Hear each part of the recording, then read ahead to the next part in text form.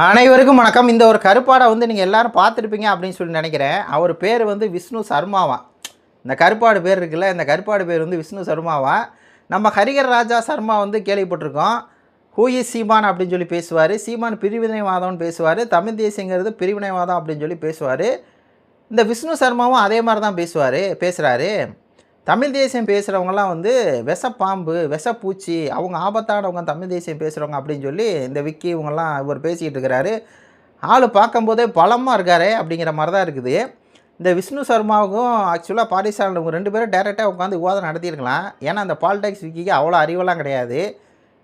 அப்போது இந்த ஆள் தான் பின்னாடி உட்காந்து பாரிசாலன் அந்த கேமரா திருப்பு அப்படிங்கும்போது தெரிய வந்துச்சுல, இவர் தான். நல்லா பார்த்துங்க, ஒரு பேர் வந்து விஷ்ணு சர்மா. இதில் இந்த வீடியோவில் நம்ம எதை பற்றி டிஸ்கஸ் பண்ண போகிறோம் அப்படின்னா, ஸ்ரீ டிவி அப்படிங்கிற ஒரு டிவி இருக்குது, ஒரு சேனல். அந்த சேனலில் பார்த்தீங்கன்னா ஒரு வீடியோ வந்து போட்டிருக்காங்க.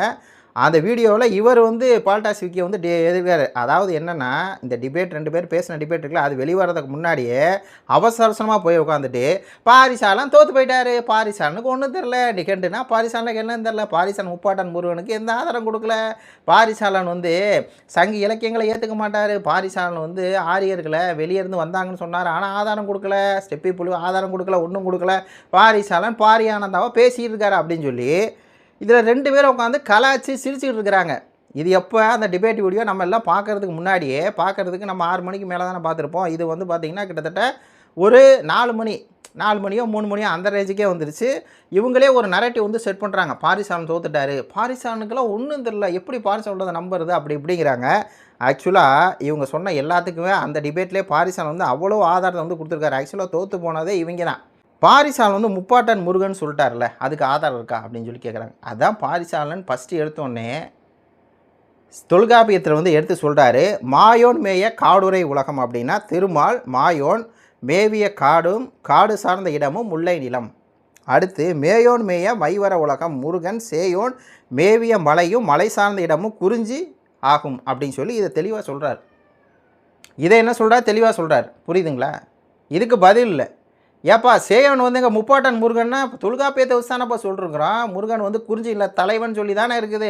முருகன் கடவுள் அப்படிங்கிறதே அந்த தொல்காப்பியத்தில் இல்லையே. பிற்காலத்தில் தானே முருகன் கடவுளாக மாறுறாரு. அதுவும் முருகனை எப்படி கடவுளாக மாறுறாருன்னா, முருகன் தொல்காப்பிய காலத்தில் குறிஞ்சி நிலத்தில் எங்களை அழிவுலேருந்து காப்பாற்றுறாரு. அந்த அழிவு தான் லெமுரியா கண்டம் அப்படிங்கிறத நம்ம சொல்கிறோம். அது வந்து அதுக்கு உண்டான லெமுரியா கண்டம் இருந்ததுக்கு உண்டான ஆதாரம்லாம் இப்போ வந்து கொஞ்சம் கொஞ்சமாக எல்லாம் வெளியே வருது.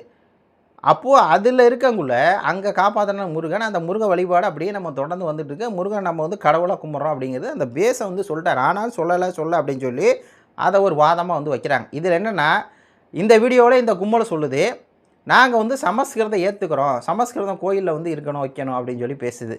ஆரியர்கள் வந்து இந்தியாவுக்குள்ளே தான் இருந்தாங்க, வெளியே இருந்து வரல அப்படின்னு சொல்லுது. அப்புறம் பார்த்தா இந்த வீடியோ பாருங்கள். அதாவது நம்ம பர்சனல் அட்டாக் பண்ணக்கூடாதுன்னு நினைக்கிறோம். இது வந்து ஒரு பிரீஸ்ட் கம்யூனிட்டி. இது வந்து நீங்க வெளியில இருந்து வந்ததெல்லாம் நீங்க சொல்ல முடியாது. இப்ப நீங்களே கர்ப்பா தான் இருக்கீங்க. நீங்க என்ன ஆரியன்? பியூர் ஆரியன். ஆமா. இவரே ஆரியனா, ஆனால் இவரே வந்து கலர் கம்மியாக இருக்காரா. அதாவது என்னென்னா, பாரியை பர்சனல் அட்டாக் பண்ணலாம் அப்படின்னு சொல்லி இவங்க முயற்சி பண்ணுறாங்க. அதில் இவங்களே தோற்று போகிறாங்க. பாரி சிவப்பாக இருக்கார், அவர் தமிழர் சிவப்பாக இருக்கார். சரி நீ ஆரியன்கிறியே, ஆரியர் எப்படி இருக்கணும், வெள்ளையாதானவருக்கு ஏன் நீ கருப்பாக இருக்கிற, அதாண்டா பாரிசாலன் சொன்னது. எல்லா இடத்துலையும் கலப்பு நடந்திருக்குது. அதாவது தமிழர் கிட்டத்தட்ட வந்து பார்த்திங்கன்னா 800 வருஷமாக நம்ம அடிமையாக இருக்கிறோம். யார்கிட்ட அடிமையாக இருக்கோங்கிறது உங்களுக்கே தெரியும். அப்போ எல்லா வரலாறுமே மாறி எழுதப்பட்டிருக்குது. அவங்களுக்கு தகுந்த மாதிரி மாறி எழுதப்பட்டிருக்குது.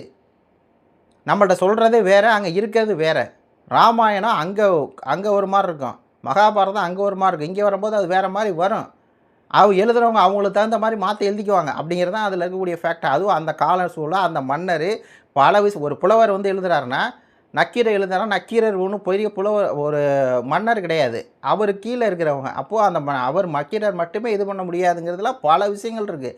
அதெல்லாம் வந்து அன்றைக்கி மன்னர் காலத்தில் எப்படி இருந்துச்சு அப்படிங்கிறதெல்லாம் ஓரளவுக்கு நம்ம யூகிச்சு பார்த்தா தெரியும். அப்படி இருக்கும்போது அதில் வந்து கலப்பு இருக்குது. திருமுருகாற்றுப்படை ப்ளஸ் பரிபாடெல்லாம் பிந்தையது அப்படின்னு சொல்லி சொன்னால் உடனே அதெல்லாம் கிடையாது, அதெல்லாம் இல்லை, ஆதாரம் இல்லை அப்படின்னு சொல்லி இதை வந்து பொய்ங்கிறாங்க, அதை பொய்ங்கிறாங்க, சங்க இலக்கம் பொய்ங்கிறாங்க அப்படின்னே கதைட்டு இருக்காங்க. ஆக்சுவலாக பாரி எல்லாத்துக்குமே ஆதாரம் கொடுத்துட்டாரு. அப்புறம் போகிற போக்கில் கடவுள் அப்படின்னா கடந்து உளுசல் தான் கடவுள் அப்படின்னு சொல்லி பாரிசாலன் சொல்கிறார்ல, உடனே அது எந்த நிகண்டில் இருக்குது அப்படின்னு சொல்லி கேட்டு 2 பேருமே பக்கன்னு சிரிக்கிறாங்க. ஆக்சுவலாக நல்லா கவனிங்க, இந்த நிகண்டு அப்படிங்கிற இந்த சொல்கிறாங்கல்ல, தமிழுக்கு வந்து பார்த்திங்கன்னா சொல் அதிகாரம், சொற்களுக்கு பொருள் வந்து இருக்கக்கூடிய நிகண்டு. அது முதல்ல இந்த திவாகர நிகண்டுன்னு இருக்குல்ல, அது பார்த்திங்கன்னா திவாகர முனிவர் இதில் பாருங்கள், ஆதி திவாகரம் என்று அழைக்கப்படும் காலம் கிபி 8ஆம் நூற்றாண்டு, சிறப்பு தமிழில் தோன்றிய முதல் நிகண்டு இதுவாகும் அப்படின்னு சொல்லி போட்டிருக்கா. அப்போது கிபி 8ஆம் நூற்றாண்டில் தான் விளக்கமே நிகண்டு எழுதுது. அப்போ அதுக்கு முன்னாடி என்னங்கப்பா அவங்க இதில் எல்லாமே பிற்காலத்தில் வந்ததுங்க. பிற்காலத்தில் வந்தது பல அவங்களுக்கு இப்போது கடவுள்னா கடந்து உள் செல்லுதல் அப்படிங்கிறது ஒரு ஏமா அந்த காலத்து முனிவர் வந்து அப்படி சொல்கிறாங்கன்னா, இந்த காலத்து தமிழை பகுத்தா இந்த முனிவர்கள் என்ன சொல்கிறாங்க, அப்படி சொல்கிறாங்க. கடந்து உள் செல்லுதல் கடவுள், உனக்குள்ளே கடந்து உள் செல்லுதல் கடவுள் அப்படிங்கிறாங்க. அதை ஏற்றுக்கணும், அதை தான் இவர் ஏற்றுக்குவாரா? ஆனால் இன்றைக்கி எழுதுனதை இவர் ஏற்றுக்க மாட்டாராம் அப்படிங்கிற மாதிரி இருக்குது. ராவணன் அப்படின்னா இரவுல வானத்தை பார்த்தவன் ராவணன், வானாராய்ச்சி அப்படிங்கிறோம்ல, அந்த விஷ்ணு அந்த இதெல்லாம் சொல்லும்போது அது சொல்கிறான், உடனே அதே கிண்டல் பண்ணுறது.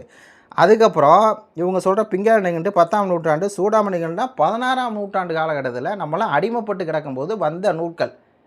அப்போ இதெல்லாம் சொல்லி சிரிச்சுட்டு இருக்காங்க. ஆக்சுவலாக நம்ம ஃபஸ்ட்டு வீடியோவில் சொன்னோம், பாரிசால் வந்து பல கேள்விகளை வந்து லாக் பண்ணுறாரு, ஆனால் பதில் இல்லை. என்னென்னா ஆரியர்கள் பற்றி பாரிசால் தெளிவாக சொல்கிறார். ராமாயணத்தில் என்ன இருக்குது, மகாபாரதத்தில் முருகனோட பிறப்பு இருக்குது, என்ன சொல்கிறார் புரியுதுங்களா? அதுக்கு பதில் இல்லை. பாரிசால் இன்னும் சொல்ல போனால் இங்கே இருக்கக்கூடிய கோயில்கள் வந்து யாரோட கட்டுப்பாட்டில் இருக்குங்கிறத டைரெக்டாகவே சொல்லிட்டார். அதுக்கும் பதில் இல்லை. புரியுதா? அதுக்கும் பதில் இல்லை. அப்போ பதிலை சொல்லிட்டு போனியே, அதுக்கு திருப்பரங்குன்ற இஷ்யூ வச்சே வந்து உனக்கு பதில் கொடுத்துரு. அதுக்கு பதில் இல்லை. கேட்டால் ஆரியர்கள் வந்து மரபு ரீதியாக பாரிசாலில் வந்து அந்த ஆராய்ச்சி குறிப்பையும் போட்டார். அதே மாதிரி வந்து பார்த்திங்கன்னா சமகாலத்தில் ஆதாரத்தையும் கொடுத்துட்டார். அப்புறம் இதுக்குமே என்ன உனக்கு ஆதாரம் வேணும் அப்படிங்கிற மாதிரி தான் இருக்குது. அப்போ உன்னால் ஏற்றுக்க முடியல. எப்படி வந்து அந்த ராமப்பையன் பற்றி பேசினா பதில் இல்லாமல் பக்கன்னு முடிச்சு அந்த ராமப்பையன் அந்த சுகீசுவம் பார்த்திங்கன்னா அந்த இதை சொல்லி அவருக்கு வந்து அந்த பட்டயமே வந்து எடுத்து பாரிசாலன் வந்து காட்டுவார் பார்த்தீங்களா, அதில் இருக்கதே தப்பாக வாசிக்கிறாப்புல, இருக்கதே பொய்யா சொல்கிறாப்புல. அப்போ அங்கேயே டைரெக்டாக அதாவது கண்ணு முன்னாடி இருக்க சான்றவே, அதாவது இந்த ராமப்பையன் வந்து தீண்டாமையை மட்டும்தான் கடைப்பிடிச்சாராம்.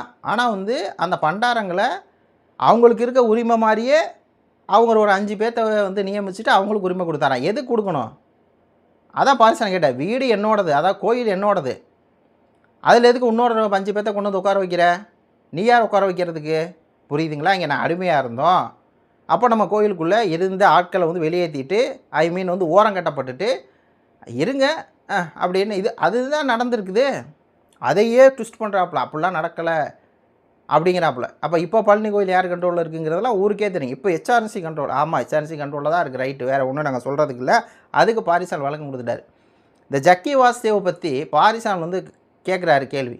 முருகன் அவர்கள் வந்து சைவ மதப்படி வந்து முருகன் தான் உலகத்தை படித்தார்னு இருக்குதே, அதை ஏற்றுக்கிறீங்க.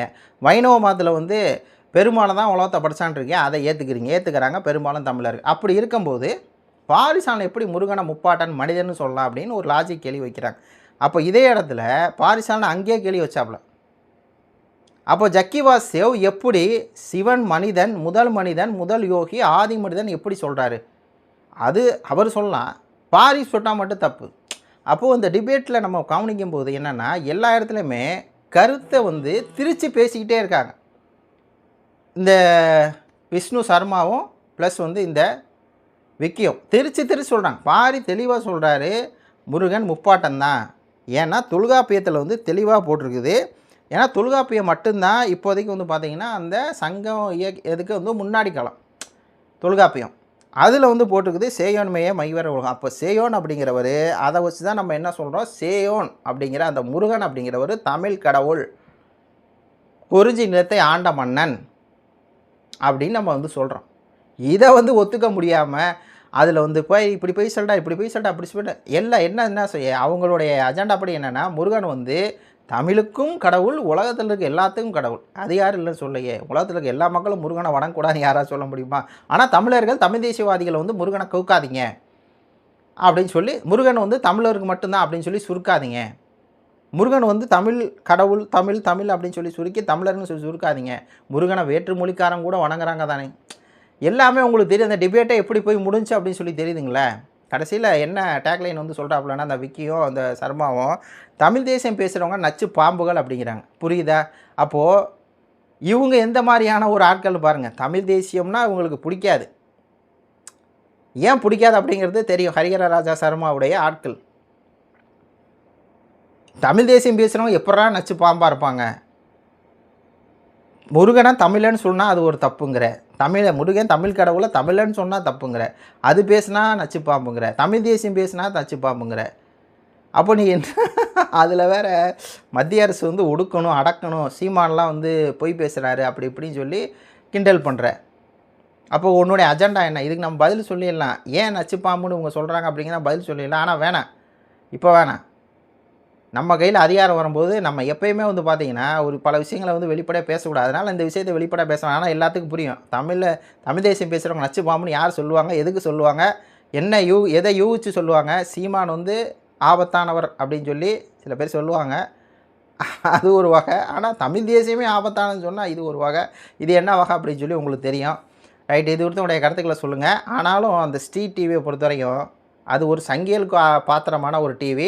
அந்த பாத்திரமான டிவியில் உட்காந்துட்டு 2 பேரும் தோல்வி பயத்தை தான் தோத்துட்டாங்க. ஆனால் தோக்கலை அப்படின்னு சொல்லி கதறிட்டு இருக்காங்க அப்படிங்கிறது தெரியுது. நன்றி, வணக்கம்.